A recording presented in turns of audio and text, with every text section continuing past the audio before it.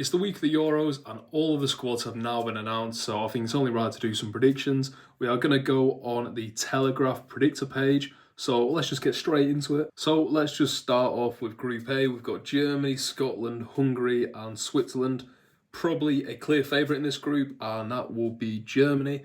I think Germany are on a bit of a bounce back at the moment. Obviously, it's the home team in the tournament, and they've just got dynamic young players at the moment like Florian Wirtz for Leverkusen or Jamal Musiala from Bayern Munich. Do I think they're going to win it? I mean, who knows? But I think one, having on their own soil, and two, just having these attacking players. I think they're still struggling somewhat with the attack because you don't want to be rolling out Kevin Volland as the your main striker. But if they can maybe get Havertz, and from what I've read and from what I've seen a bit, Wirtz is a bit of a attacking midfielder, as in the sense that Patrick Schick or Boniface for Leverkusen would move aside and sometimes Wirtz would take that kind of number 9 role. It's best out of a bad bunch here. I mean, they're not terrible. Maybe Switzerland still got some aging players like Ricardo Rodriguez. I mean, he's only in his early 30s. I feel like he's in about his mid-40s now. But Brilliant Bolo, you wonder kid who never really amounted to anything. However, I think the Swiss have some good players. Granit Xhaka, of course, of Bayer Leverkusen. Then I'm going to go Hungary next. I like Hungary. I thought they were good in it wasn't the World Cup, it was the Euros before that. Yeah, I don't think they're going to get through. Dominic Szoboszlai, of course, of Liverpool, but not enough. And then obviously the Scots. I just don't think the Scots are going to amount to anything, really. Who are the best players? McGinn, McTominay. Robertson hasn't had a great year at left back. Kieran Tierney on loan from Real Sociedad. And yeah, I think Scotland will bounce out pretty easily. Group B is probably the group of death. Spain are an interesting one because I've listened to some pre-match stuff on the Euros and the attack for Spain just is not where it needs to be. I think defensively and especially in the midfield, I mean, Gavi, Pedri, Rodri, you've got a fantastic midfield. And of course they got Yamal, who is 16, playing on the left wing, right wing for Spain. And I believe he's going to be the youngest ever player to play in the tournament, which, I mean, at 16, I was probably hiding the amount of FIFA points I was buying from my mum and dad. And he's playing in Germany at the Euros this summer, so fair play to the lad. I think they will come top of the group, however, I just don't think they have that striker of old, the Torres, the David Villas. Even someone like a Negredo, for example, would be handy. I mean, they got Joselu, who I know he did fantastic for Real Madrid this year in the Champions League, but he's not even a permanent transfer yet. I believe he's still at Espanyol. It's a toss-up, really. I'm going to go probably Italy. I think they just have a bit of a less aging squad compared to Croatia. I mean, they've lost a lot of players from the Euro win a few years ago. Spinazzola, for example, is no longer been called up. Verratti hasn't been called up, I believe. So they've still got the top players like a Chiesa, a Barea, for example. And I think it's good now they've got someone like a Scamacca, because it always used to be, at least in recent years, a Mobile up front. However, Scamacca having a great season, form is such a big thing to take into tournaments. And I think that's what he's going to do. Croatia, Luka Modric is on the down spiral of his career. I mean, he might retire in the next couple of seasons, but he's still a force to be reckoned with, in my opinion. I don't think they've got enough. I think they've got a very aging squad. Correct me if I'm wrong, I don't know of many top Croatian lads in their early mid-20s at the moment, so I'm going to go third. And then, of course, Albania fourth. They're the lowest ranked team in the tournament. I've got them in my sweepstakes, so I'll be low-key supporting them. I believe they've got a lad from Inter Milan in defensive midfield. I'm forgetting his name. Group C, you've got the English group, and I mean, I'm going to have to go England first. Am I a bit underwhelmed at the team that Southgate announced? Even though I expected most of the players to be in there, yes. Could have maybe Branthwaite got in over, Lewis Dunk. He's the one who's caught the most flack, but someone has to, so it's going to be him. Attacking-wise, it is brilliant, isn't it? I mean, if Kane takes the form he did from Bayern this season, Bellingham takes the form from Real Madrid. It's an interesting one where he's going to play Bellingham. Is he going to do him in the attacking mid-role? Is he going to do him next to Declan Rice or maybe a bit in front of him? I think it's an interesting one. And is he going to put Foden, Saka on the wings, or is he going to go for a bit more pace instead of Foden and maybe an Anthony Gordon? Is he going to go Cole Palmer? I think there's so many options that I wouldn't want to be in charge because anything he does, people are going to get annoyed at. I am going to go Denmark next. Semi-final in the last Euros against England, of course. They've still got a decent team. Again, is it aging a bit? Yes. Do I know loads of Great Dane players at the moment? No, but I don't know, they feel like they've got that communal spirit between the squad. I mean, Højbjerg's a fantastic player. I think I still like that Poulsen up front for them. Eriksen is just an experienced player. Yeah, I'm going to go Denmark second. Then Serbia. It's weird because on paper, Serbia seem to have quite a good attack. Luka Jovic, of course, he didn't live up to the expectation he was at Frankfurt, but they've got Vlahovic, who is still probably seen as one of the better strikers in Europe at the moment. I just don't think they have enough. I don't think they have a great defence. I think they've got a decent midfield. They've got Milinkovic-Savic, they've got Kostic, who is at Juventus. Maybe they could come second. And then obviously Slovenia, just not having it. Might have the best keeper in the world, probably third or fourth now. But other than Oblak, I don't think they have a good enough squad. This is probably the most balanced group in the tournament. Holland, Austria, France and Poland. And of course it's got to be France first. Let's click that. France have the best team on paper, probably by far. I mean, I do believe Mbappe only played 15 minutes in a recent game, so there's some caution over him. And if Mbappe doesn't play, then they're in huge trouble. But someone like N'Golo Kante, I believe, is brought back into the squad. Other than right back, even with Jules Koundé and Pavard, they are so deep in every single area of the squad. Considering that you've got Mbappe, considering that Griezmann has now found his role in the centre midfield, Kante is back in the squad, and so many more promising young players who are coming through, who are French. I mean, it seems like a never-ending just conveyor belt of talent for them. So, again, they're going to be the favourites to win it. But if Mbappe doesn't play, who knows? Then I'm going to go for the Dutch.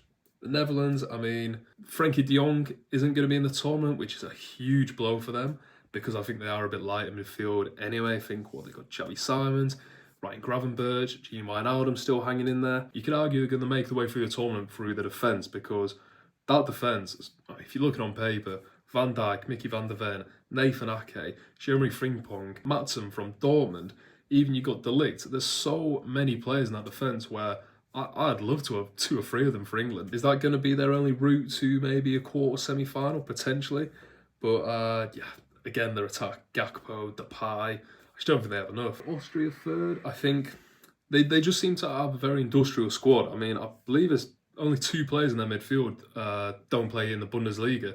So it's a very German-orientated squad, so they might be used to playing on that kind of soil. And then Poland, I just don't think Poland have it. I think Lewandowski mainly carried it in the last half a decade or so, and he seems to be going a bit further downhill. I mean, is the age catching up to him potentially? So yeah, Poland, I'm going to go fourth. Then you've got Group E, Belgium, Slovakia, Romania and Ukraine. This is, I have absolutely no idea who's going to go through this because the perennial dark horse Belgium, who are constantly, every tournament they could win it because they've got such a fantastic squad. It's gone now. Eden Hazard is no more. Lukaku is not what he used to be. The only good player who still is at the top of the game is Kevin De Bruyne, and he can't carry the team on his own. But I'm still going to go Belgium saying all of that. I think they just have... I think Kevin De Bruyne, on his day, is the best player in the world, in my opinion. So if he's on his game, then I think he can lift the spirits around him. They've got some half-decent midfielders. Onana for Everton. I like that. Orel Mangala, who's played for us, I believe he's at Lyon now. It's going to be an interest. I don't think they're going to get anywhere near the semi-finals. Then you've got Romania, Ukraine, Slovakia. Going to go Ukraine. They've got some decent attacking players. Mudryk, I still like Mudryk. I think in the right system, he can flourish. They've got Dovic up front from Girona, who obviously had a great year in La Liga this season. Then I'm probably going to go... It's a toss-up. I'm going to go Slovakia and then Romania. Don't know loads about either, but Slovakia... I mean, England played them about 100 times in the last 10 years of qualifiers. So then Group F, Portugal top, definitely. I think Portugal, fantastic team. The only X factor I think that could hinder them is going to be Ronaldo, isn't it? Ronaldo is a pushing 40-year-old and maybe the best player other than Messi to ever touch a football. However, he's not anymore. And I don't think he knows that in his own head. So unfortunately, I think it's going to be if he decides to take a step back, which I don't think he did at the last tournament, and he decides to be a bit more of a cheerleader for them. Maybe he gets 20 minutes a game, can be a bit of an impact sub. Because I think someone like Goncalo Ramos, he needs to be playing over him, in my opinion. I think Ramos is just a better player nowadays. And I think when you got someone like a Rafa Leao, Bernardo Silva's one of the best players in the world, Bruno, likewise. They've got a brilliant squad. I just really think it's Ronaldo. Then I'm going to go for the Turks. I think Turkey always have a decent tournament. Then I'm going to go for the Czechs after that. I think, from what I believe, the Czechs, they've lost their captain because he fell off his bike, which I'd jump out the nearest window if I found out about Harry Kane, so I can't imagine what the Czech fans are thinking. And then Georgia. Only lad I know from Georgia is obviously the Kvaratskhelia from Napoli.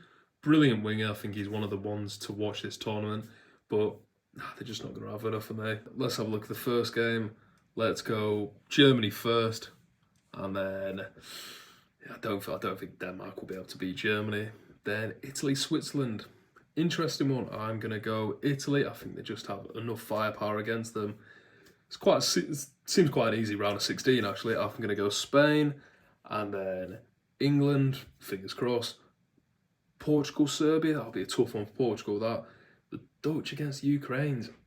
Oh, I think that might be one of the tightest rounds of this, but I'm going to go for Holland. And then Belgium, Croatia. I might go Croatia, that. I think they'll beat the Belgium. And then, obviously, France. So let's just finish this off. Quarterfinals. Germany, Spain. Oh, that is a good one, that. I am going to go for Germany. I just don't think Spain will have enough up top. Portugal versus the Netherlands. It's got to be Portugal. Portugal, I think they're so deep, and they are other than France, my pick to win the tournament. Then Croatia versus France. France all day long, even if Mbappe isn't playing.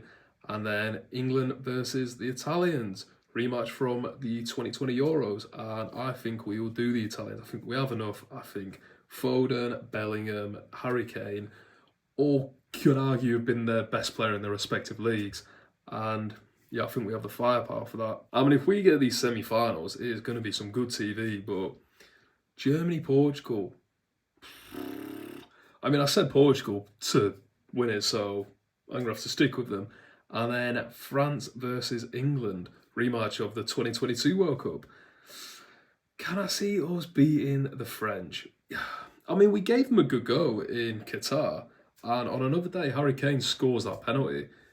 Are we going to have to neutralise Mbappe? Are we going to have to put someone on Griezmann to stop him playmaking? We're going to have to win the midfield battle, in my opinion, and if Bellingham, Rice and whoever, hopefully, in my opinion, it should be Conor Gallagher. I don't think he should play Wharton or Mainoo. I just think they'll get overrun by those guys. But if we can win that midfield battle and then we just lock it down on the wings, we need Kyle Walker to have, to be fair, the game that he did against Mbappe in 2022. I think there are so many variables for England, whereas I feel with France, it's a lot more thought out and it feels a lot more certain. So unfortunately, I think this is where we come to an end. I'm going to go France. Rematch of 2016, isn't it? Like I say, I think Portugal could win it. However, I do think Ronaldo is going to be the Achilles heel of the squad.